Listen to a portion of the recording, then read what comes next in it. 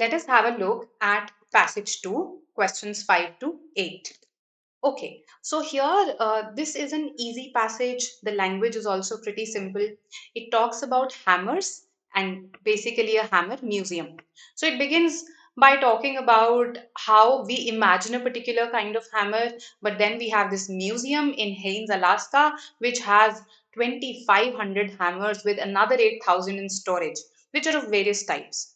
So then we describe this museum, that what it houses, right? We describe some types of hammers here. After that, we talk about the owner, Dave Pal, how he actually came to own this museum, basically came to build this museum. After that, this passage talks about what is his vision behind this museum, okay, why he has built this museum, right? And how it talks about, not, it doesn't just show you hammers, it rather also teaches you how to use them, okay, what use they are intended for.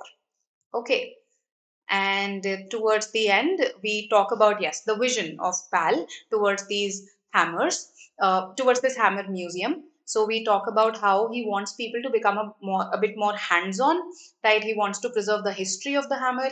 These are his motivations behind building the hammer museum. So an easy passage, easy read. Let's look at the questions. Question 6. Which quality of Pal does the writer of this passage want to point out when he mentions Pal's intention to build a new hammer outside the museum? This is mentioned towards the end, right? He wants to build a new hammer outside the museum. Let's see which trait of the writer of Pal this highlights.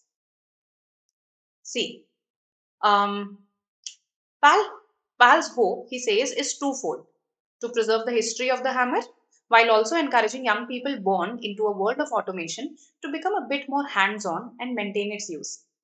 That's really the founding aspect of this museum. Pal says, my interest in do it yourself, and I'm still a do it yourselfer. He mentions that the towering hammer outside the museum is beginning to rot from the rain. Might need to build a new one, he says, maybe with yellow cedar this time. Luckily, Pal has all the tools to make it happen. So do it yourself, or hands on. This is what this is what, you know, the instance of building a hammer outside the museum highlights. So our answer is again very clear cut here. It highlights Pal's hands on approach, right?